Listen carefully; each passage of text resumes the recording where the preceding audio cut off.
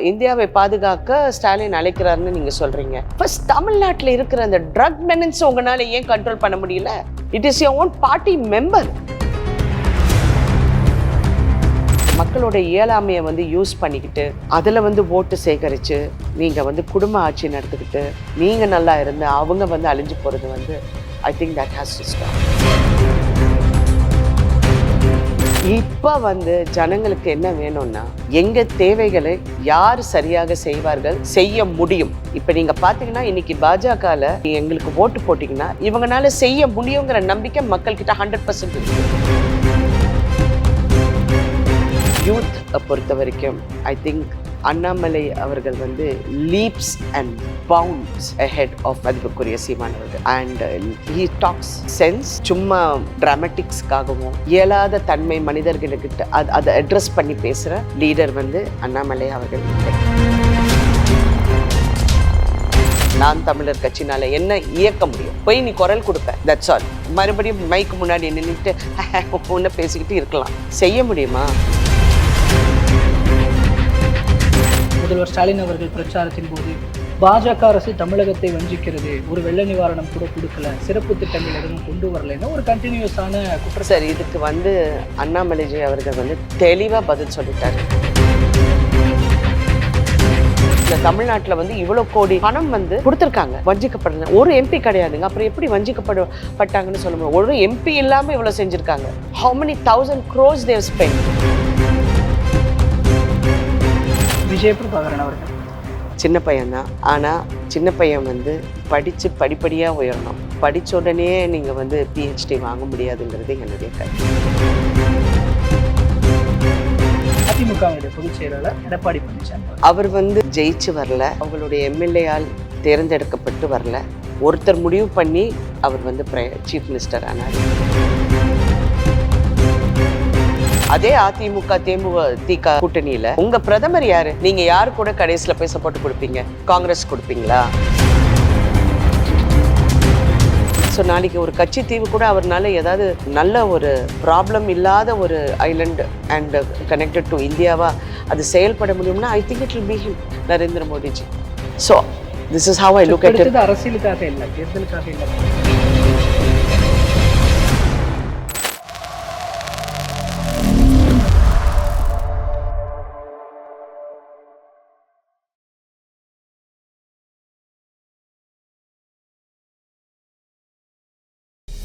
வளர்ச்சியும் வாய்ப்புகளும் தொடர தமிழும் தமிழகமும் தலை நிமிர மோடியின் கேரண்டி இருக்கு. இனி பயம் எதற்கு? தமிழ் நேயர்கள் அனைவருக்கும் அன்பு வணக்கம். இன்றைய சிறப்பு நேர்காணலில் நம்மோடு இணைந்திருக்கிறார் விருதுநகர் மக்களவை தொகுதியினுடைய பாஜக வேட்பாளர் திருமதி ராதிகா சரத்குமார் அவர்கள். அவரிடம் பல்வேறு விஷயங்கள் குறித்து பேசலாம். வணக்கம் மேம். வணக்கம். நல்லா இருக்கீங்களா? நல்லா இருக்கேன். அதாவது ஃபர்ஸ்ட் ஆஃப் ஆல் என்னுடைய வாழ்த்துக்கள் மேம், பாஜக வேட்பாளராக நியமிக்கப்பட்டதற்கு. தேங்க்யூ.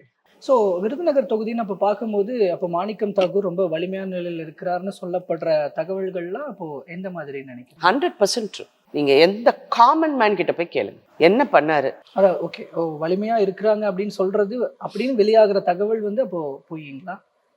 வலிமையா இருக்கான்னு யாராவது சொல்றாங்களா? எனக்கு தெரிஞ்சு யாருமே சொன்னதில்லை. ஏன்னா அவரு முன்னாடி எம்பியா இருந்திருக்காரு. 2 வாட்டி இருந்திருக்காரு. நீங்க பாத்தீங்கன்னா டிஎம்கே காரங்களே அவருக்கு ஒர்க் பண்ண மாட்டாங்க. ஏன்னா 2 வாட்டி அவருக்கு வாய்ப்பு கொடுத்தாச்சு, 3வது வாட்டி வாய்ப்பு கொடுத்தா இங்க இருக்கிறவங்க locals I know how the DMK works, so I'm telling அதுவும் இருக்கலாம். அதனால அது பெரிய ஒரு ஒர்க் அவருக்காக நடக்கிற மாதிரி எனக்கு தெரியல. நான் இன்னொரு வேட்பாளராக இருக்கிற விஜய பிரபாகரன் அவருக்கு வந்துடுறேன். இங்க ஒரு சமூகம் சார்ந்து அப்படின்னு பார்க்கும் பொழுது உங்களுக்கு அவர் டஃப் கொடுப்பாரு. இன்னொரு பக்கம் அவர் சொல்ற மாதிரி விஜயகாந்த் அவர்களுடைய பெயரை காப்பாற்றும் அளவுக்கு இல்ல அவர் எந்த மாதிரி ஆட்சி பண்ணணும்னு இருந்தாரு, அதை நான் மீட்டெடுக்கணும், திரும்ப கொடுக்கணும்னு நினைக்கிறேன்ற ஒரு வசனங்களோடு அவர் உள்ள வரார். அவருடைய செயல்பாடுகள் எப்படி பார்க்குறீங்க? நான் ஏற்கனவே சொல்லிட்டேன், அவருடைய இன்எக்ஸ்பீரியன்ஸ் அண்ட் அது எவ்வளோ உதவி செய்யும்னு எனக்கு தெரியாது. நான் இது சொன்ன உடனே அஃப்கோர்ஸ் அவங்க மிஸ்ஸஸ் பிரேமலதா சொன்னாங்க, இல்லை நாங்கள் இன்னும் துக்கத்திலேருந்து மீளலை அப்படின்னாங்க. ஸோ ஐ ப்ரிஃபர் அவங்க துக்கத்திலேருந்து மீள்ற வரைக்கும் அவங்கள பற்றி பேச வேண்டாம்னு நான் நினைக்கிறேன். நம்ம பேசிகிட்டு இருக்கும்போது முன்னாடி நீங்கள் யூத் பற்றி நீங்கள் நடுவில் சில விஷயங்கள் பேசியிருந்தீங்க. அவங்க எவ்வளோ இம்பார்ட்டன்ட் ஃப்யூச்சருக்கு, குறிப்பாக இந்த எலெக்ஷன்லலாம் அப்படின்ற போது இங்கே 4 முனை போட்டி தமிழ்நாட்டில் யூஸ்வலாக சொல்கிறதுனால நாம் தமிழரை நான் தவிர்க்கணும்னு நினைக்கல. நாம் தமிழர்லேயும் கௌஷிக் அப்படிங்கிற ஒரு வேட்பாளர் நிற்கிறார். ஸோ அவங்க வந்து என்ன இருந்தாலும் யூத்தினுடைய வாக்ஸை ஓட்டுகளை வந்து முடிவு பண்ணுறதுல இல்லை பிரிக்கிறதுல அவங்க ஒரு முக்கிய பங்கு வகிப்பாங்கன்னு சொல்லப்படுது. ஸோ நாம் தமிழர்களுடைய செயல்பாடு எங்களுக்கு வந்து தேசிய கூட்டணி, அதாவது தேசிய ஜனநாயக கூட்டணியில் இப்போ நீங்கள் இந்த சமுதாயம்னு கேட்டோமே, பிகாஸ் ஐ திங்க் என்னுடைய விஷன் இஸ் இந்த சமுதாயம் அது இதெல்லாம் தாண்டி யுனைடெட் இந்தியான்னு நான் நினைக்கிறேன். Okay, so I never talk about it. I don't அதுக்கு இருக்குது, நம்ம நினைக்கிறோம் அது கடந்து வந்திருக்கோன்னு. ஆனால் கடந்து வந்த மாதிரி எனக்கு தெரியல. கடந்து வரணும்னு நினைக்கிறேன்.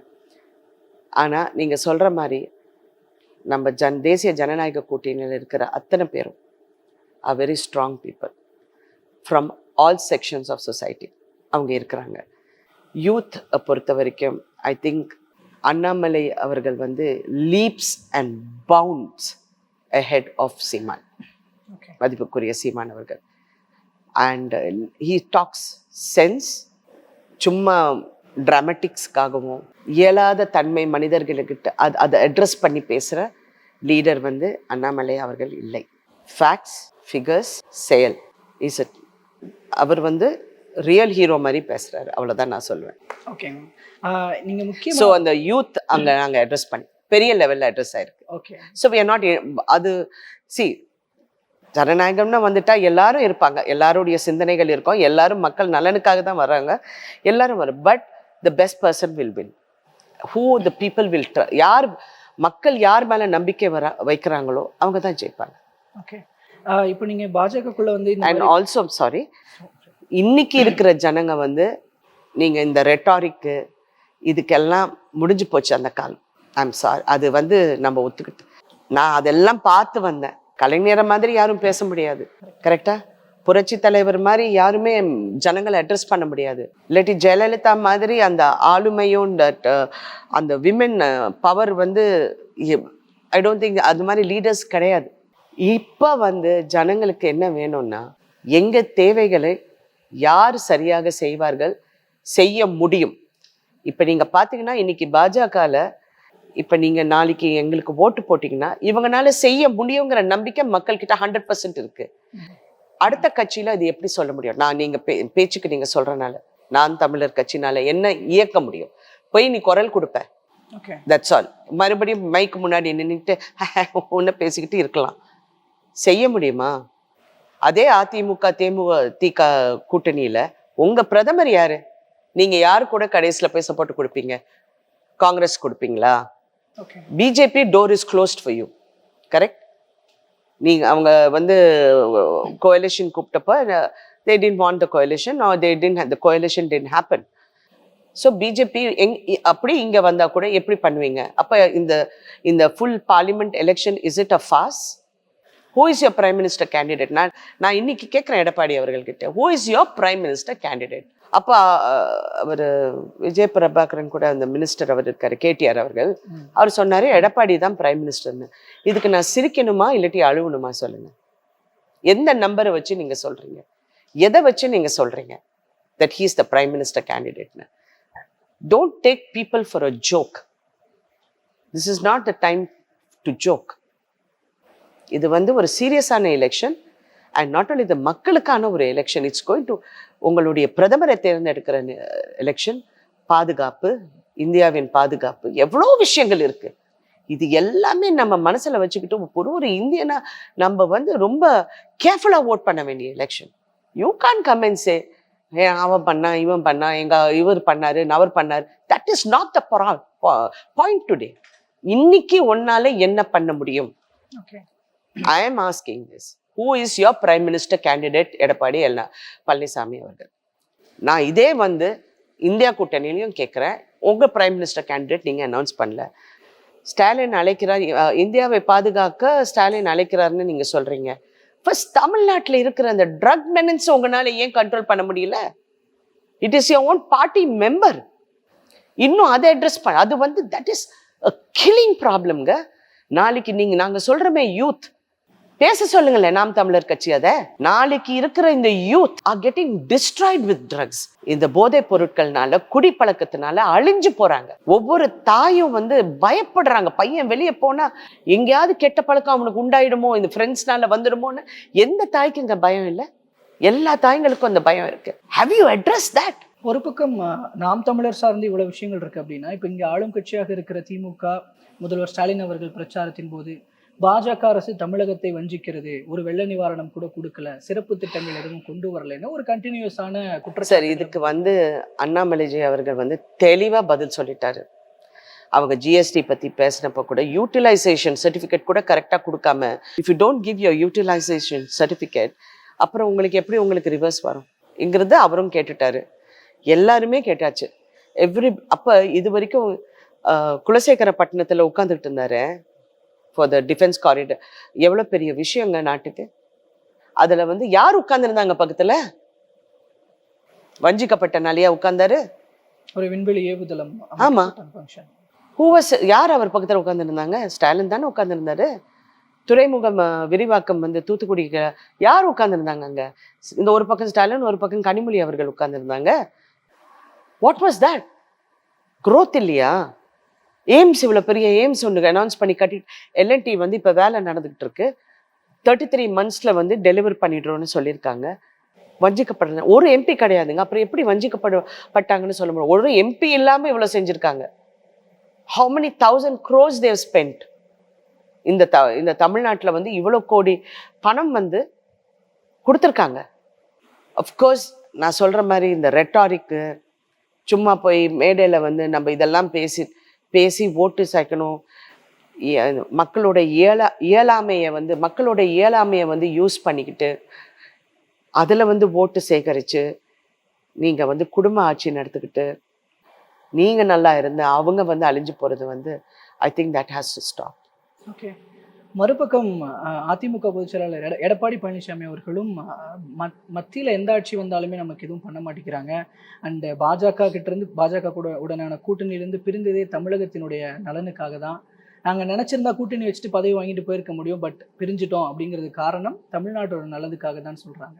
இப்போ பாஜகவோட கூட்டணியில் இருந்தால் அது தமிழ்நாட்டோட நன்மைக்கு கெடுதலான்னு சார், அவங்களுடைய பார்ட்டி குரோத், அவங்களுடைய பார்ட்டி இதெல்லாம் வச்சு அவங்க பேசியிருக்கலாம். அது அவங்க தனிப்பட்ட பார்ட்டியில் எடுக்கிற முடிவு அது, அதாவது கோalition பற்றி. பட் இவ்வளோ விஷயங்கள் வந்து அவங்க தமிழ்நாட்டுக்கு வந்து டெக்ஸ்டைல் விழாகம் இந்த மாதிரி நிறைய விஷயங்கள் வந்து அனௌன்ஸ் பண்ணி நிறைய விஷயங்கள் செயல்படுறதுக்கு அவங்க ஒத்துமையாக செஞ்சுருந்தாங்கன்னு அவங்களுக்கு தானே பெரிய பேர் வந்திருக்கும். இன்னைக்கு பாஜக வந்து தனித்து அவங்க சிம்பிள்ல நின்று இப்ப நாங்க ஜெயிச்சு போனா we will implement it better தானே. அது அவங்களும் செஞ்சிருக்கலாமே கூட்டணி கட்சியில. But it's okay. அவங்க பொதுக்குழுலையும் அவங்களுடைய மெம்பர்ஸ் அவங்க எடுத்துக்கிட்ட இதுல முடிவு வந்து இதுதான். ஸோ அதுல நம்ம கருத்து சொல்ல முடியாது. தமிழ்நாட்டை பொறுத்த வரைக்கும் பிரதானமாக ஒன்று இவங்க இல்லாட்டி அவங்க அப்படின்னு திராவிட கட்சிகள் தான் மாற்றி மாற்றி வர சூழல் தான் தமிழக அரசியல் களம் அப்படிங்கிறது. பட் அதை தாண்டி ஒரு மாற்று வேணும் அப்படின்னா கூட அது நாம் தமிழர் நோக்கியோ வேற கட்சிகள் நோக்கியோ போகாம பாஜக பக்கம் வருவதற்கான சூழல் வந்துடுச்சா? இங்க இருக்க திராவிட கட்சிகளை தாண்டி பாஜக இங்க உள்ள வர்ற சுச்சுவேஷன் வந்துடுச்சா அப்படிங்கிறது இப்போ வந்து 100% இருக்குங்க. People have started questioning. நீங்க கரப்ட், நான் கரப்ஷன் அண்ட் கரப்ஷன், இந்த ரெண்டு விஷயங்கள் இதுதான் முக்கியம். ஒரு நாட்டோட வளர்ச்சிக்கு அதுதான் முக்கியம். அப்படி பார்க்க போனா பாஜக is ahead of these two parties. 10 வருஷம் எந்த கரப்ஷனும் இல்லாமல் இருந்த ஒரு பார்ட்டி, எந்த ஸ்கேம் கிடையாது, எதுவும் கிடையாது, ஒரு ரஃபேல் கிடையாது, ஒரு வெஸ்ட்லண்ட் கிடையாது, 2G கிடையாது, 4G கிடையாது, எந்த ஜியும் கிடையாது. சில விஷயங்களும் அதான் நான் சொன்னேன், இம்பர்ஃபெக்ஷன்ஸ் இருக்கலாம். நீங்க வந்து இம்பர்ஃபெக்ஷன்ஸ் கரெக்ட் பண்றது வந்து ஒரு democracy. But I'm talking about the basic corruption. அது இல்லைன்னா டெஃபினட்டா இட் இஸ் பிஜேபி. நீங்க அப்படி பார்க்கணும்னா அவங்கள தான் பார்க்க முடியும். நீங்க சொல்லலாம் திராவிடம் இதே அது சொல்லிட்டு இருந்தீங்க, எல்லாமே அதுக்கு எதிராக தான் பண்ணியிருக்கீங்க. ஓகே மேம், இப்போ உங்களுடைய தொகுதி மக்களுக்கு என்னென்ன விஷயங்கள் இங்க இருக்க பிரச்சனைகள்லாம் வேற அனலைஸ் பண்ணியிருக்கீங்க, உங்க தொகுதி மக்களுக்கு பர்டிகுலரா ஒரு ஹார்ட்ல இருந்து என்ன சொல்லிக்கணும்னு நினைக்கிறேன்? நான்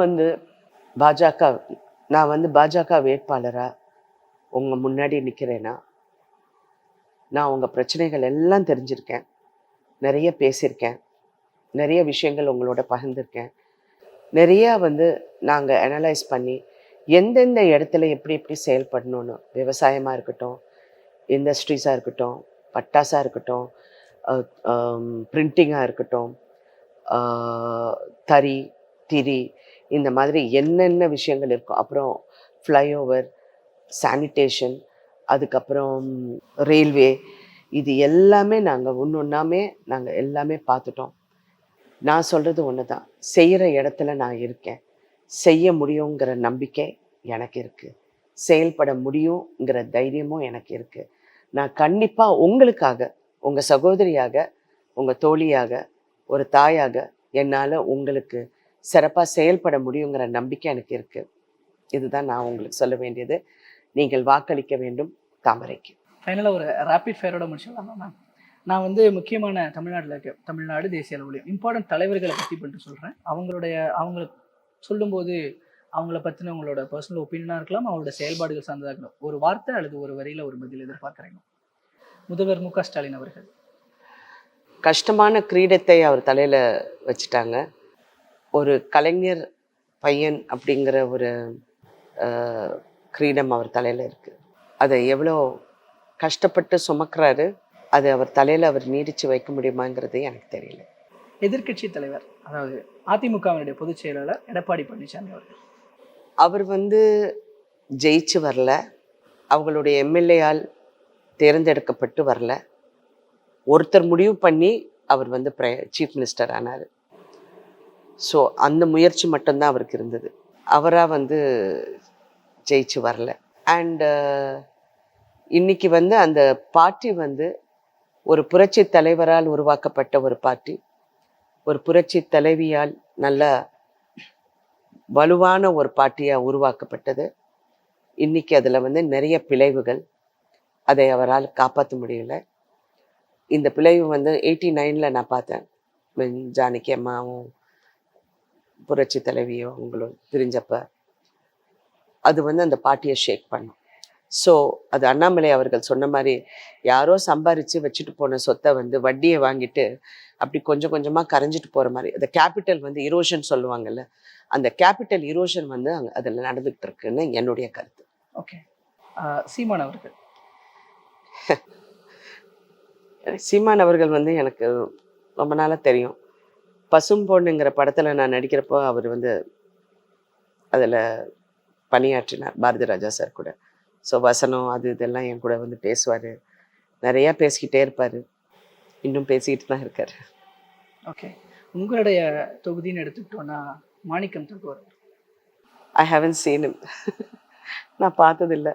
அவர் செஞ்சிருக்கிறத பற்றி எதுவும் கேள்விப்பட்டதில்லை.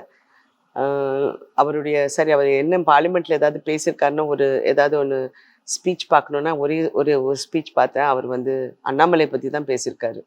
ஸோ அவ்வளோதான் எனக்கு தெரியும் அவரை பற்றி. விஜய பிரபாகரன் அவர்கள். சின்ன பையன். நான் வந்து அவரே பதில் சொல்லியிருக்காரு, நான் நல்ல பையன், எங்கள் அப்பா அம்மா என்னை நல்லா வளர்த்துருக்காங்க, ரொம்ப சந்தோஷம். என் பொண்ணு கூட தான் அவன் படித்தார். சின்ன பையன்தான். ஆனால் சின்ன பையன் வந்து படித்து படிப்படியாக உயரணும். படித்த உடனே நீங்கள் வந்து பிஹெச்டி வாங்க முடியாதுங்கிறது என்னுடைய கருத்து. உங்களுக்கு வாய்ப்பளித்த பிரதமர் நரேந்திர மோடி அவர்கள். Great leader, visionary, people centric, ஒரு கீழே, அதாவது த ஸ்மாலஸ்ட் ஆஃப் ஒர்க்கரில் இருந்து முன்னுக்கு வந்தவர். அவர் 3 times சீஃப் மினிஸ்டராக இருக்க போகும்போது என் கணவர் வந்து அவரை பேட்டி பார்த்து அவர்கிட்ட நிறைய விஷயங்கள் குஜராத்தை வந்து எப்படி அவர் வந்து ஒரு மாடல் ஸ்டேட்டாக பண்ணது, இதெல்லாம் வந்து பார்த்து வியந்து போன ஒரு சுச்சுவேஷனில் அப்போ என் கணவர் சொன்னார், நீ பாரு ஒரு நாள் இவர் பிரைம் மினிஸ்டர் ஆவாருன்னு. ஸோ அந்த மாதிரி ஒரு அண்ணாந்து பார்க்கக்கூடிய லீடர். இது நான் மட்டும் இல்லை, the world is looking at him like that. ஒரு ஜோ பைடன் வந்து ஓடி வந்து அவர்கிட்ட கையெழுத்து வாங்குறாங்க, ஒருத்தர் வந்து செல்ஃபி எடுக்கிறாங்க, இன்னொரு பிரதமர் வந்து everybody is looking at him. இன்னைக்கு வந்து ஒரு யுக்ரைன் வாரை வந்து ஒருத்தர்னால அது பேசி ஏதாவது செய்ய முடியும்னா I think it will be Narendra Modiji. So நாளைக்கு ஒரு கட்சி தீவு கூட அவர்னால ஏதாவது ஒரு ஒரு நல்ல ஒரு ஒரு ப்ராப்ளம் இல்லாத ஒரு ஐலண்ட் அண்ட் கனெக்டட் டு இந்தியாவா அது செயல்பட முடியும்னா I think it will be him. So this is how I look at அடுத்தது அரசியலுக்காக இல்லை, தேர்தலுக்காக இல்லை. தேர்தலுக்காக எப்படிங்க அதை சொல்லுவீங்க? இது எப்போ நடந்தது? 74 நடந்துகிட்டு இருக்குது. A tall leader, if you want to look up today in this scenario, is only him. Okay. Of course, there are some good leaders. நான் இல்லைன்னு சொல்லலை, இருக்காங்க. பட் டால் லீடர் இன்னைக்கு செயல்பாடில் இருக்கிறது வந்து நரேந்திர மோடிஜி அவர்கள் தான். ஓகேங்க. ஃபைனலாக தேசிய அளவில் உங்களுக்கு எதிர்க்கட்சியாக இருக்கிற காங்கிரஸை சேர்ந்த ராகுல் காந்தி அவர்கள். I'll tell you a very interesting incident. ராகுல் காந்திஜி அவர்கள் வந்து முதல் முறையாக அரசியலுக்கு கால் எடுத்து வைக்கும்போது அவர் வந்து first time he gave a interview. அன்று நான் என் கணவர் ஷரத் அண்ட் நாங்கள் வந்து புரட்சி தலைவி ஜெயலலிதா அவர்களுடன் உட்காந்து எதுக்கோ we had to meet her, இதை பற்றி பேச்சு வந்தது. அப்போ ராகுல் Gandhi sent her and I remember her saying he is going to be such a disappointment. நான் அவங்க சொன்னது எனக்கு ஞாபகம் இருக்கு. And he is not able to come into his own. அவருடைய சொந்தமாக அவர்னால அந்த மோல்டை பிரேக் பண்ணி வர முடியலைங்கிறது என்னுடைய அப்சர்வேஷன். ஓகே.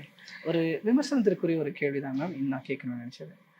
பொதுவாக சமத்துவ மக்கள் கட்சி இங்கே பாஜகவில் சேர்க்கும் பொழுது கட்சி நிர்வாகிகளுக்கும் சார்ந்த சமூகத்தை சேர்ந்தவர்களுக்கும் முக்கியமாக கட்சி நிர்வாகிகளுக்கு சிலருக்கு இது பிடிக்கல அப்படின்னு ஒரு பேச்சு சொல்லுங்க, வெளியில இருக்கு. சொல்லுங்க யாரு?